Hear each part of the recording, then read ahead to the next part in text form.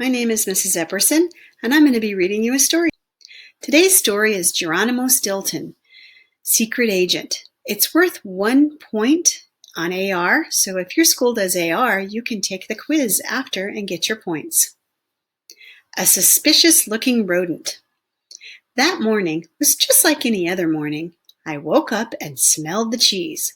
Hot cheddar, that is. I like to make a whole pot every day.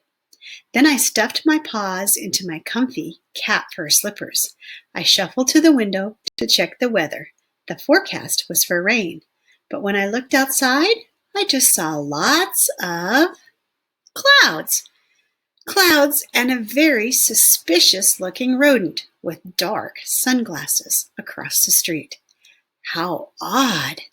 I took a shower and gobbled down my breakfast. Melted cheddar toast. Yum! Then I headed for the subway. I was humming one of my favorite love songs, Beady-Eyed Beauty, when I saw him again, that same suspicious-looking rodent with the sunglasses was walking right behind me. How strange. A few minutes later, I arrived at my stop. I scampered out the door. Guess who was right on my tail? You got it, Mr. Dark Sunglasses. How odd!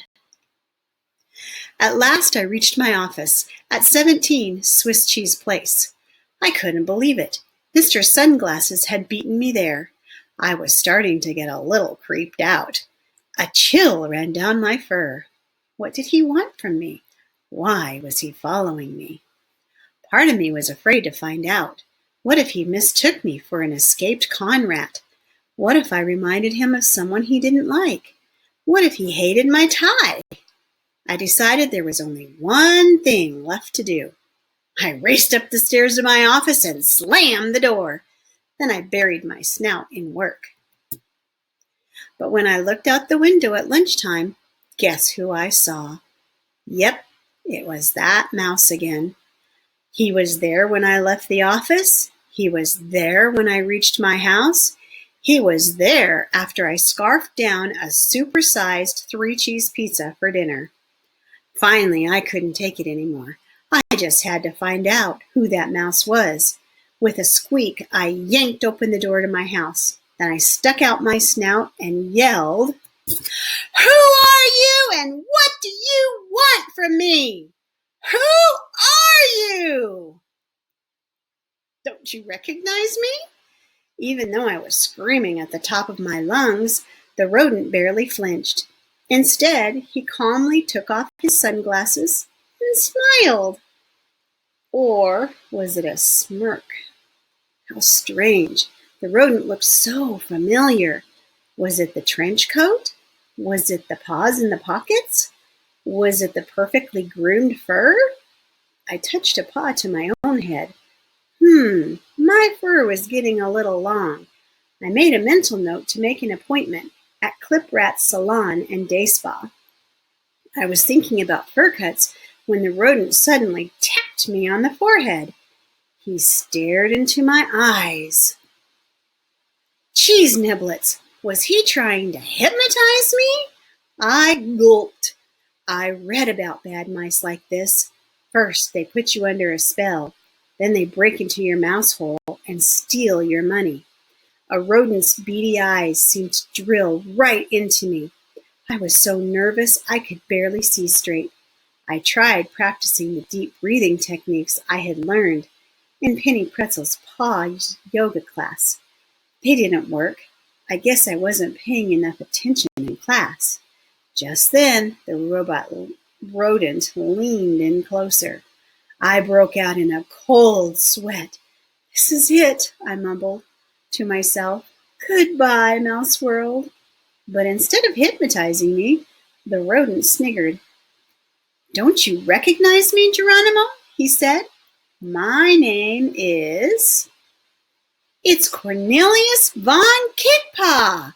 I could hardly believe my eyes. The last time I had seen Cornelius, I was still learning how to do math and tie my shoes. We were friends in elementary school.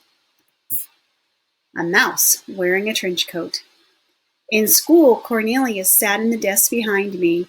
He always wore a trench coat, no matter what the weather was like, and he always wore dark sunglasses, even when it wasn't sunny. Yes, he was an odd sort of mouse, but we were good friends anyway. One time Wendell Wild Whiskers and his gang stuffed me into a gym locker. Cornelius came to my rescue. He ripped open the locker and made Wendell apologize. After that, the bullies never picked on me again. I always felt safe when Cornelius was around. I smiled thinking about those days. Even though we hadn't squeaked in years, Cornelius would always be a great friend. Do you have any friends like Cornelius? If you do, you are very lucky.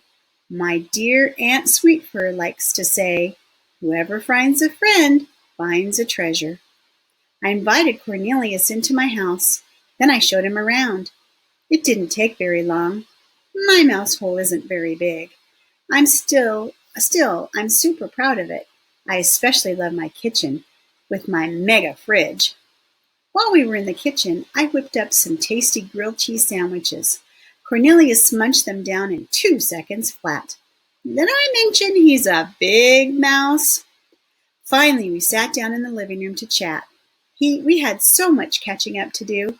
We squeaked about old times, old friends, and my job at the Rodents Gazette. "So what kind of work do you do, Cornelius?" I asked. My friend held up his paw. "It's top secret," he whispered. "You have to promise you won't tell anyone." I gasped. Why was my friend being so mysterious? Why? Was he a professional burglar? Was he in the Mouse Protection Program? "I promise," I agreed, eyes wide. Cornelius put his paw around my shoulder.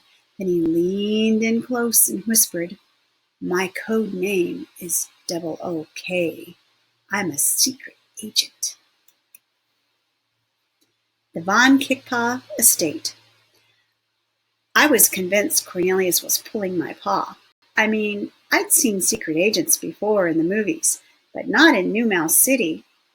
"I'm not acting, Geronimo," my friend insisted. He drove me to his mansion in the country. On the way there, Cornelius explained that he was involved in secret missions for the government of Mouse Island. I felt like I was in a dream. At last we reached the mansion. What a sight! I knew my friend was rich, but this place was more spectacular than Elvis Mountsley's estate. The property was surrounded by look at that picture of the property. My goodness, the property was surrounded. Oh, what's this? We have a map of the property. I see number 1 there is a mansion. Number 2 is a greenhouse for rare plants. Number 3 is a tennis court. Number 4 is a helicopter pad. Number 5 is the garage. Number 6, a swimming pool. Number 7, stable and paddock for horses. Number 8, a private beach and yacht. And number 9, a golf course. The property was surrounded by a gleaming wrought iron gate with the letters VK inscribed at the entrance. The driveway wound its way past a perfectly manicured lawn. I spotted a greenhouse, tennis courts, and a stable for horses. And inside of the mansion was almost as amazing as the outside. The entryway was made of white marble. 2 magnificent gold and diamond-studded chandeliers glimmered over our heads. And there was even a fountain shaped like a gigantic wedge of cheese in the hallway. Cornelius ushered me into the living room. It was filled with priceless antiques. Paintings by famous artists decorated the walls. I stared at a painting of a gorgeous rodent hanging above the fireplace. Wow, what a stunning mouse! I couldn't take my eyes off her. "That's my sister Veronica," said Cornelius. "She's a secret agent too. Her code name is OOV. Just then I sensed something behind me. When I turned around, my jaw dropped. It was her! It was OOV. My heart began racing like a car at the Indy Mouse 500. Did I mention? I get a little nervous around beautiful rodents.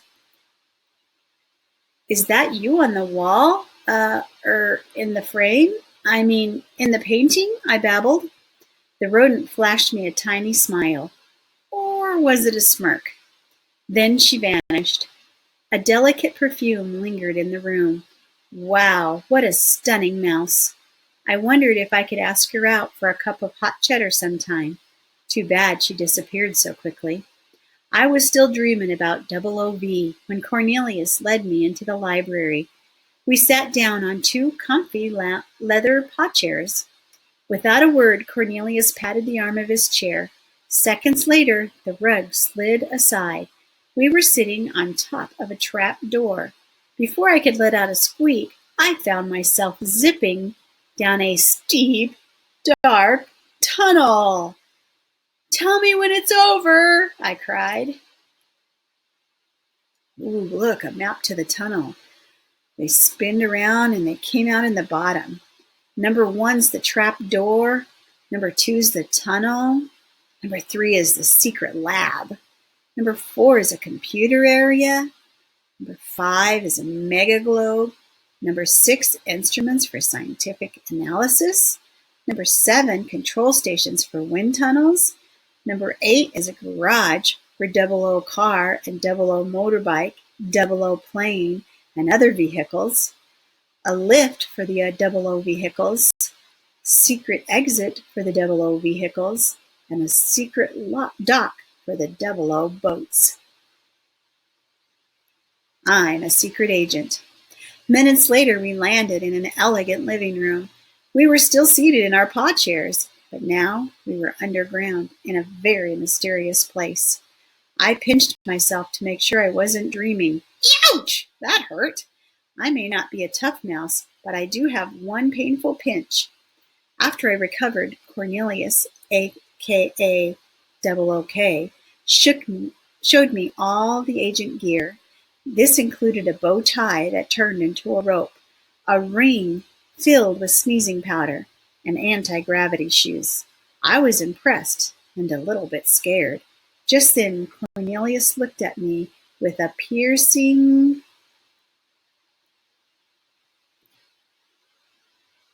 Ooh, what's this? Cornelius von Kickpaw, codename 00K, secret agent. Who is he? Geronimo's friend from elementary school. Peculiarities, always wears a trench coat and sunglasses even at night. 00V is Veronica von Kickpaw. 00V, secret agent. Cornelius' sister. Her peculiarities are she always wears a mysterious, delicate, and sophisticated perfume that makes her immediately identifiable and fascinating. And I go back to finish that sentence here. Cornelius looked at me with a piercing stare. I gulped. Had I done something wrong already? Let me tell me why you're here, Cornelius began. He opened a little black case and took out a stack of newspapers. To my surprise, the articles were all about me. There was even a color photo of me in front of the Rodents Gazette. I have to admit, it wasn't a very good one. Are my ears really that big? I muttered. Cornelius shook his head. Forget about your ears, Geronimo. You have more important things to worry about, he advised. By reading the newspaper, anybody can figure out where you live, where you work, where you go on vacation, who your friends are. Your life's one open book. This is dangerous, Geronimo, he continued. If an evil rodent wanted to hurt you or play a mean trick on you, they would have no problem. It would be like taking cheese from a young mouselet. You need someone to protect you, and I'm here to say I'm your mouse. I felt flattered. I mean, it's not often that you have a secret agent friend who wants to be your furry bodyguard. Still, I politely declined. Cornelius tried to make a list of all the things that could get me in trouble, and when it was time to leave, Cornelius made me promise I would call him if I ever got into trouble. I grinned. Aunt Sweetfur sure was right. Cornelia, a friend is a true treasure. A flower pot could fall on your head, Or you could get lost in a bad section of the city at night. Or you could be attacked by a hungry cat. Or you could get run over by a motorcycle. Or you could be threatened by a rival publisher. Or you could get run over by a car. Or you could get kidnapped by a really evil rodent. Or you could be harassed by an annoying author. Or you could fall into a manhole. Or you could be chased by a crowd of admirers. What a great day. The next morning, I woke up feeling extra happy. I had good friends, a good family, and a great life. I gobbled down my breakfast and practically skipped out my door. A strong wind was blowing, but I wasn't going to let that get me down. I smiled, thinking about how I used to love flying kites when I was a tiny mouselet. The sun was shining, so I decided to walk to work. What a great day. While I was walking, I thought about my friend Cornelius. He really didn't need to worry about me. Today I was feeling more than double okay. The wind was blowing hard when I reached my office. I shut the door behind me and raced upstairs. Geronimo, don't forget that today is an important meeting with the president of the New Mouse City Historical Society and your grandfather, Priscilla Pretty Whiskers reminded me. Do you know Priscilla? She's one of the editors at the Rodent Gazette. Now, I looked at her and frowned. Meeting? I mumbled. What meeting? Priscilla reminded me that the head of the Historical Society was coming to check out the Rodents Gazette. It seemed they were doing research on the oldest buildings in the city. The Gazette was on the list. Rats! How could I forget such an important meeting? I threw open the door to the office. I had to get my notes ready for the meeting. If I wasn't prepared, Grandfather would have my tail. I was so worried about Grandfather that at first I didn't notice anything different. Then it hit me. A cold gust of wind sent my whiskers whirling. Cheese niblets! The night before I had accidentally left my window open. I watched in horror as the fierce wind picked up a large envelope with a red seal. The gust lifted the envelope off my desk and blew it straight out the window. With a squeak, I tried to catch it, but it was too late. My snout smacked down hard on my desk. Youch! I wondered if I'd ever be able to sniff again. Very important envelope put on Geronimo's desk by Priscilla. As I rubbed my nose, I told myself not to panic. After all, as the publisher of a newspaper, I was always getting tons of nutty mail. That envelope was probably some wacky mouse wanting me to do a story on alien cats or something. Flying, flying, flying, flying, flying, flying, flying, away that letter goes. I forgot to close the window and there was a draft. A gust of wind blew the envelope off my desk. I dove to catch it, but smacked my nose instead. I think I lost it. At that moment, the door of my office burst open. Grandson! The meeting has already started. What are you doing in here? A gruff mouse shrieked.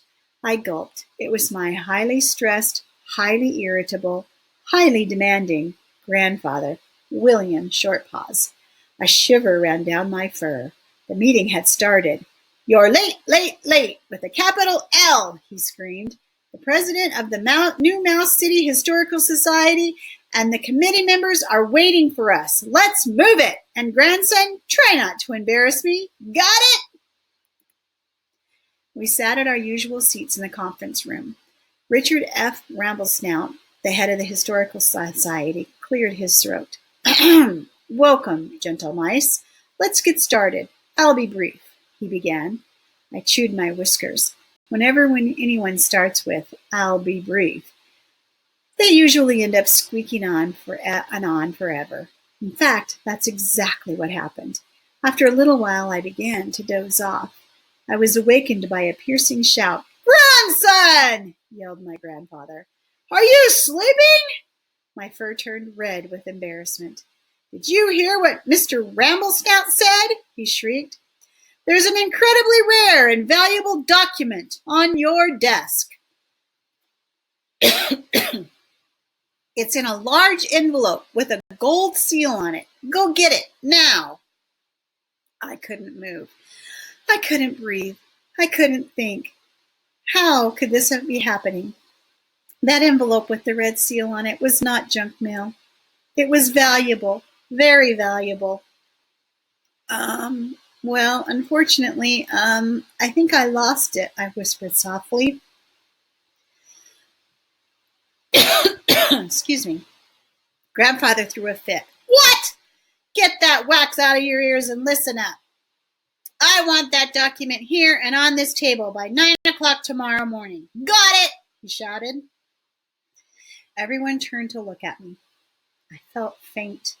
I saw their eyes, disbelief, shock, astonishment, bewilderment, bafflement, annoyance, indignation, anger, sympathy, and pity. What could I do? What could I say? I had to find that envelope. I just had to. I'll do my best, I coughed. Then I slunk out of the room with my tail between my legs. A volcano ready to explode. I got back to my office and collapsed behind my desk. Oh, how did I get myself into such a mess? I stared out the window. I could hear the wind roaring. It looked like the storm was brewing. A few minutes later, Grandfather William scampered into my office. He didn't slam the door. Odd. He didn't yell. Even more odd. I braced myself. Talk about a storm brewing. I knew Grandfather William too well. When he was angry, he was like a volcano ready to explode, like a water balloon ready to pop, like a pan of cheese popcorn ready to burst. Cheese popcorn. My stomach began to growl. I was hungry for my mid-morning cheddar muffin, but it would have to wait. Geronimo, do you have any idea what's inside that envelope? He began. I started to answer, but he interrupted me. It's the deed to this land, he thundered. It's the only proof we have that we own the property. If some rotten mouse gets his or her paws on that envelope, we'll lose the Rodents Gazette. I closed my eyes. Oh, how did I get myself into such a mess? I'm not sure I want to know. How hard can it be? After Grandfather stormed out of my office, I had a terrible nightmare. Well, it wasn't actually a nightmare, since it was only 11:30 in the morning. But you get the idea. A horrifying picture of Sally Ratmousin flashed before my eyes. She was waving an envelope with a red seal, screaming, "The Rodents Gazette is mine, mine, mine! The Rodents Gazette is mine, mine, mine!" I felt awful, like I had just lost everything. The newspaper, my job, my appetite. Well, maybe not that last one. After all, it was nearly lunchtime. Just then I noticed a photo of me on my desk. It was a shot of me climbing Mount Everest. Suddenly I felt a surge of energy. If I could climb a mountain as high as Mount Everest, how hard could it be to find a silly old envelope? By now it was noon. I needed to find the envelope by 9 a.m. the next morning. That meant I still had 21 hours. I grabbed a pen and paper. I sat down to make a list.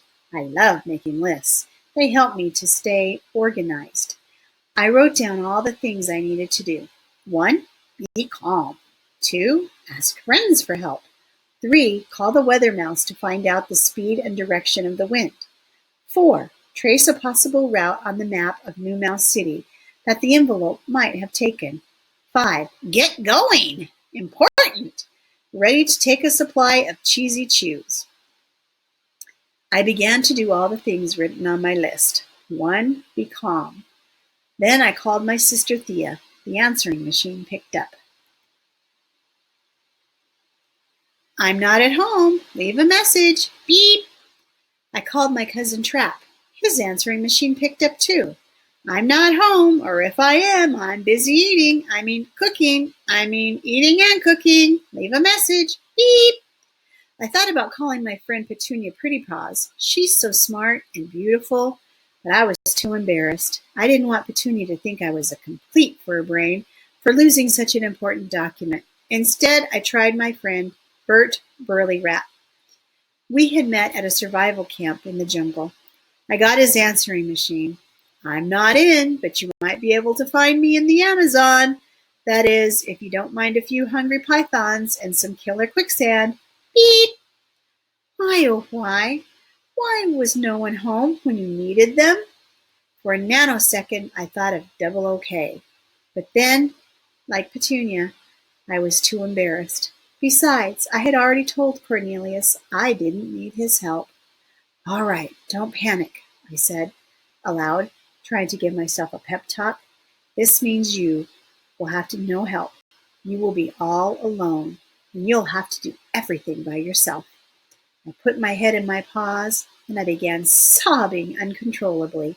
Guess my pep talk needed work. Lots of work. I began to do the things written on my list. 1. Be calm. Why, oh, why was no one home when you needed them? You'll be all alone, and you'll need to do everything by yourself. I'm your biggest fan. After I stopped crying, I wrung out my whiskers. Then I looked at my list again. I skipped over number 1, be calm, skipped number 2, ask friends for help, and went straight to numbers 3 and 4. First, I found a map of New Mouse City, spread it out across my desk. Next, I dialed the number for the local weather center. Good morning. My name is Stilton, Geronimo Stilton. I need some information on the speed and direction of the wind in New Mouse City from around 9 o'clock to 12 o'clock, I began. I was greeted with an excited squeak. Oh, Mr. Stilton, what an honor! I am your biggest fan. I read all your books, a female rodent gushed. Why do you need to know about the wind? Are you writing about it? Are you coming down to the weather center? Oh, I'm so excited. I'd love to meet you. Maybe we can chat or do lunch. Or how about a movie? I blushed. Sometimes I'm really shy around my female fans. Well, I don't have time to come there today, I explained. I really just need to know the direction of the wind. Oh, of course, the mouse agreed. Then she told me the awful news. It seemed the wind had done something really strange this morning. It had changed direction every 15 minutes. She fired off a list of speeds and times. By the time I got off the phone, my left ear was on fire. My paw was cramped, and I'd made a date to go see The Return of Catzilla. Oh, why could I never say no to my female fans? Here's the route the envelope took. Oh my goodness, it went down around the houses and around the businesses and down by the water and around some more. And it looks like it landed by the lighthouse here. How embarrassing. Not a very athletic mouse, still there was no time to rest. I had to find that envelope. I scoured every fishing boat. I patted down every fishing net. I even peered in the open mouths of 100 slimy tuna fish. What a stench! I could barely breathe, but I had to keep going. Then I spotted a row of garbage cans. Each one was filled with rotting, smelly fish bones. What could I do? With a groan, I stuck my snout inside the first garbage can. I didn't notice a woman staring at me. Aren't you Geronimo Stilton? She said, wrinkling her nose. It was Petunia Prettypaw's aunt. How embarrassing! A few minutes later, a very old mouse with a cane strolled by. Aren't you Geronimo Stilton? He said, shaking his head. It was my grandfather's old friend, Snifty. How embarrassing! I stuck my snout deeper into the next garbage can, trying to hide, but a pretty young rodent spotted me. Aren't you Geronimo Stilton? She said, looking shocked.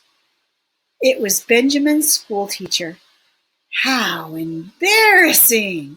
I made a fool of myself, and I hadn't even found the envelope. 2 minutes later, a seagull swooped down and pooped right on my head. What next?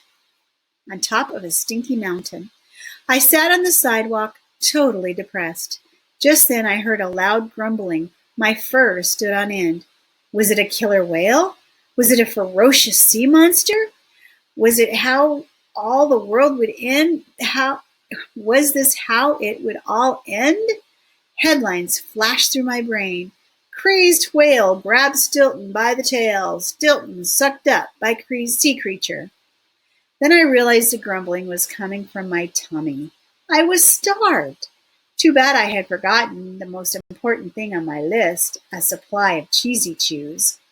I stared at the smelly garbage cans, feeling even more depressed, and that's when it hit me. No, not more seagull poop. That is, it was an idea. Where could I find all the garbage in New Mouse City? At the town dump, of course. If the envelope had fallen on the ground, it would surely have been swept up. Then it would go straight to the dump. Before throwing anything away, do you ever ask yourself if somebody else could use it? Or if it could be recycled, that is, used again?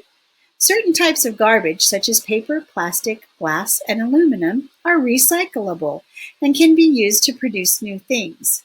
By recycling, we save natural resources and the energy that is needed to make new products.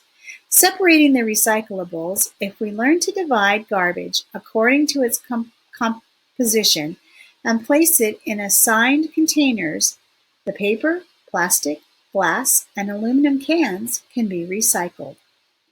Where does garbage end up? Recycling plants. There are recycling centers that collect various types of garbage, such as paper, glass, plastic, and aluminum, rework it, and then reuse it. Garbage dumps. All garbage that is not recyclable ends up in dumps. Incinerators. There are plants where garbage is burned to eliminate it. As the refuse is burned, a tremendous amount of heat is released, which can then be transferred into energy. What can you do? Squash plastic bottles and place them in the appropriate containers. Pick up all papers, newspapers, magazines, and cardboard, tie them in bundles, and recycle them. Use your imagination to reuse things you thought you no longer needed. For example, you can change an empty ice cream plastic container into a delightful boat. Try to figure out how. Before buying a new thing, stop and think, do I really need it? Right at that moment, a garbage truck rumbled by. I took off like lightning, like a rocket, like the world's fastest marathon mouse. Well, okay, maybe I wasn't that fast. In fact, I was pretty slow. But don't tell anyone. Before long, I reached the garbage dump. What a sight! The garbage was piled up a mile high, and it smelled worse than my cousin Rancid Rat's stinky breath. I climbed on top of the huge pile and rested. Garbage!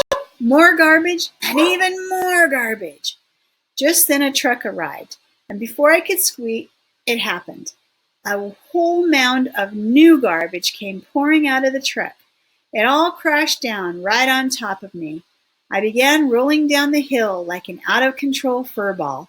Oh, what a mess I was in this time. And I mean mess. I tried to grab hold of something, but all I got was a rotten banana peel. Help! I screeched. I'm being buried alive in junk! I moved my arms to the garbage as if I were swimming to keep myself from being buried alive. Suddenly I felt two strong paws pulling me out of the garbage heap. I'm here to help, a deep voice said. At the same time, I smelled a delicate perfume. It seemed so familiar. Thanks, I mumbled before I passed out. When I came to, I was still at the town dump, but I wasn't rolling anymore.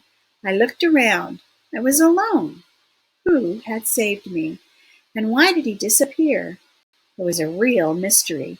I was still thinking about my mysterious rescuer when I noticed the wind had picked up.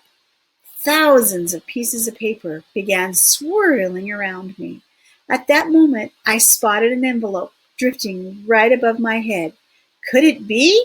It was! It was the envelope with the red seal, the one I'd been searching for.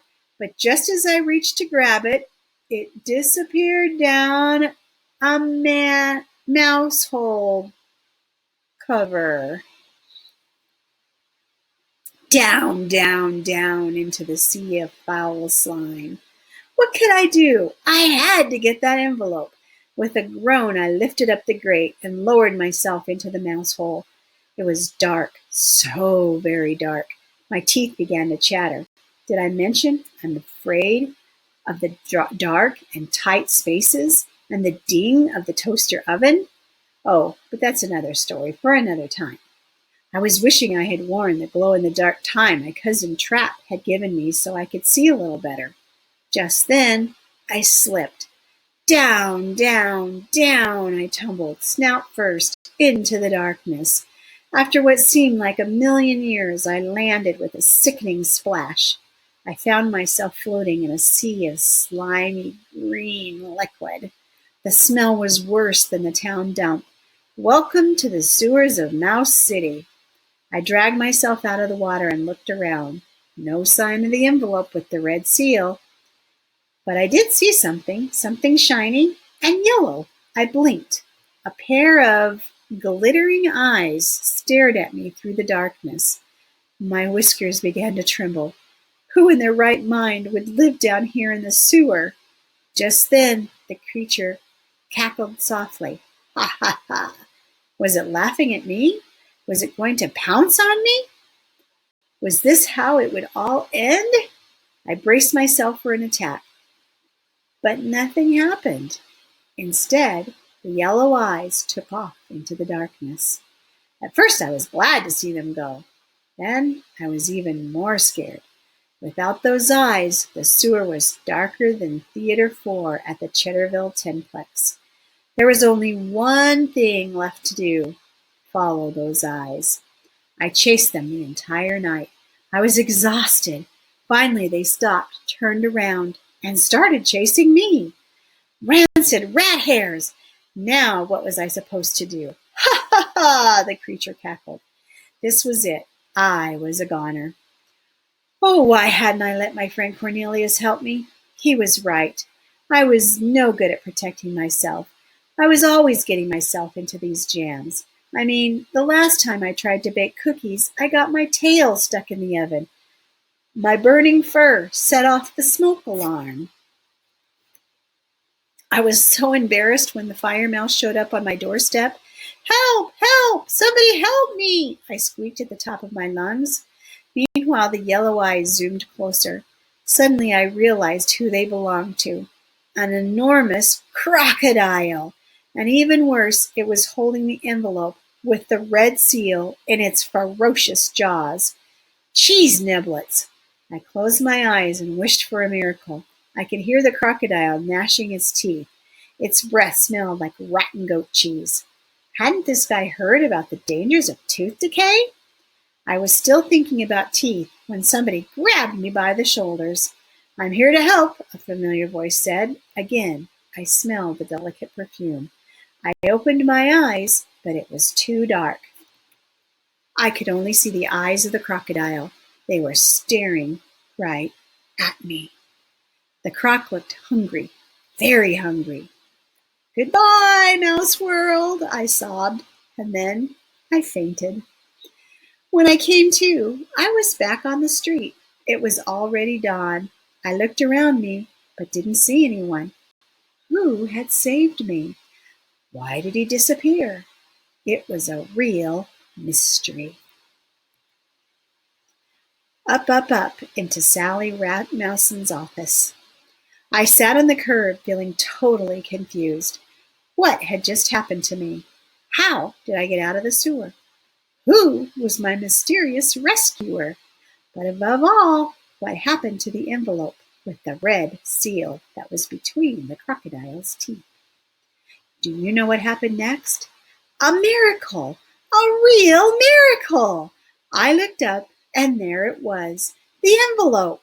The wind had picked it up and carried it high above my head. It flew higher and higher. An instant later, it slipped into an open window. Double-twisted rat tails. That window belonged to my biggest enemy, Sally Ratmouson. Do you know Sally? She's one of the owners of the Daily Rat. Her dream is to put the Rodents Gazette out of business. Now, what was I supposed to do? Sally would never let me into her office. Firstly, I was covered with stinky, smelly slime from the sewer. And secondly, Sally hated me. I glanced at my watch. It was 8:30. Yikes, only 30 minutes left. That's it, I decided. I had no choice. I'm going in. I slunk up the steps of the Daily Rat and squeezed through the doors. I did it! I was in! I was so proud of myself, I barely noticed where I was going. Before I knew it, I was standing right outside Sally's office.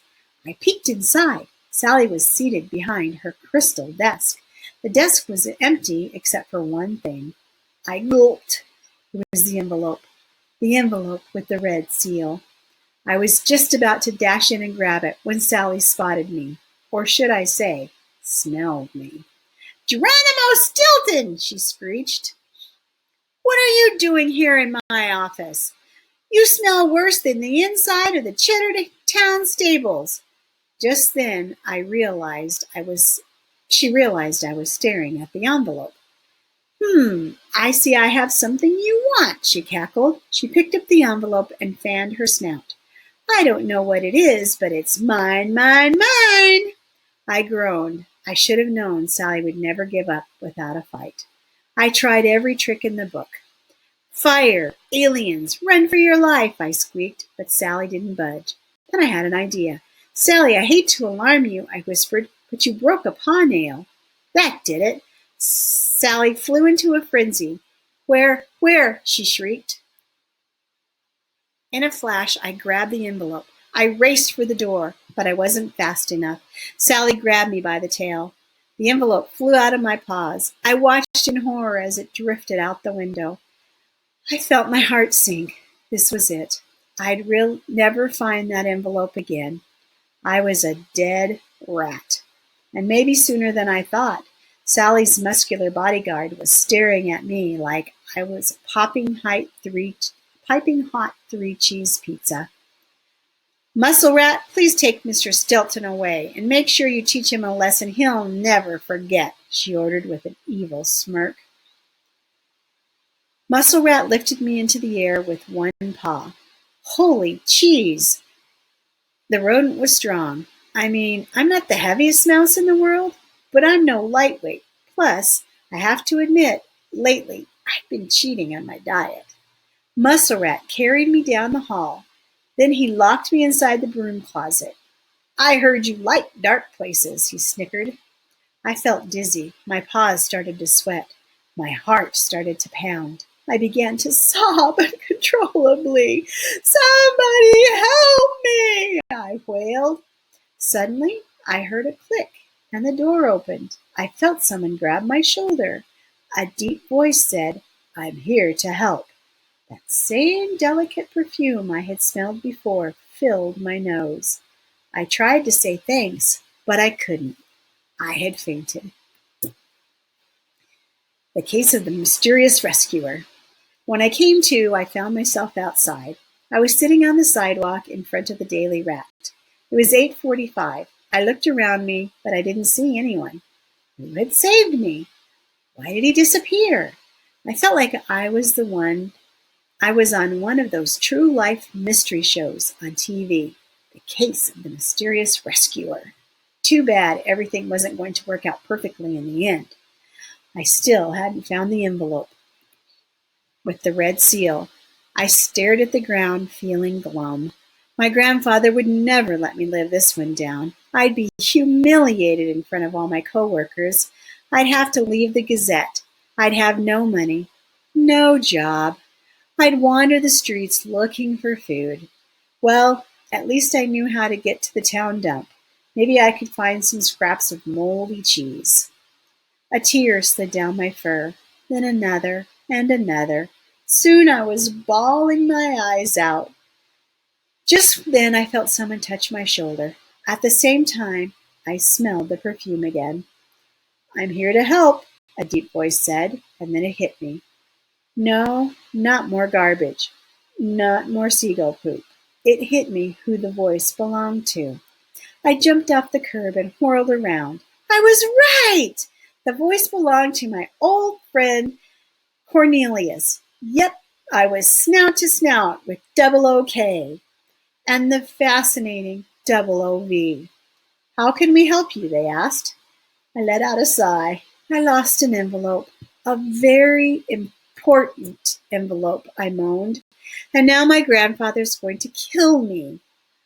For some reason, Cornelius, aka Double OK, and his sister Veronica, aka Double OV, looked at each other and smiled. A large envelope? Said Double OK. With a red seal? Said Double OV. My jaw hit the ground. These secret agents were unbelievable. I had no idea they were mind readers. I nodded, awestruck. Then Cornelius handed me something. My eyes nearly popped out of my fur. It was the envelope! But how? When? What? I sputtered. Cornelius just grinned. We secret agents work in mysterious ways, he said. His sister Double OV nodded. I wondered if they could read my mind now. I was so happy I felt like I had just won a lifetime supply of Cheesy Chews. Countdown. 5, 4, 3. Suddenly I remembered the time. I glanced at my paw watch. Holy cheddar chunks! It was 8:55 a.m. I only had 5 minutes to get the envelope to my grandfather. I took off as fast as my paws could carry me. I was a mouse on a mission to save my tail. I flew up the steps to the Gazette, raced past my office, and headed straight for the conference room. By the time I reached the door, I was sweating like an overweight rat on a treadmill. My paws were aching and my heart was beating so hard I thought it might pop right out of my fur. I flung open the door to the conference room just as the clock chimed 9. I wasn't surprised to see my grandfather waiting for me. Did I mention he's a stickler for punctuality? Here it is, grandfather, I huffed, waving the envelope in the air. Then I collapsed in a heap. Well, well, well, grandson, I wasn't sure you had it in you, my grandfather smirked, but it looks like you passed my test with flying colors. You see, Geronimo, the envelope you have contains a copy of the original document. I've had the original here with me the whole time. I just wanted to see how much the Rodents Gazette meant to you. And now I can see it means a lot. I don't know whether to laugh or cry, but it didn't matter. I had already fainted. A true friend. They took me home on a stretcher. I was exhausted. I slept all day and all night for 24 hours straight.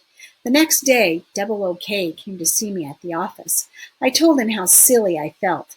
I should have admitted that I needed your help, I confessed. But there's one thing I still don't understand. What made you follow me even after I told you I could take care of myself? Cornelius laughed. We secret agents have a sixth sense, Geronimo.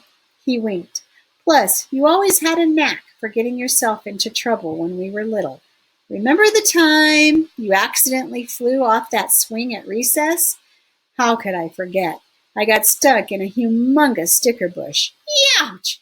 My fur hurt just thinking about it. Before Cornelius left, he gave me a present. It was a special satellite phone to wear around my neck. Now all I had to do was press a button to contact a friend. I told you my Aunt Sweetfur was right. Whoever finds a treasure finds a friend. The end. I hope you enjoyed the book. And remember, if you have AR, you can go take the test.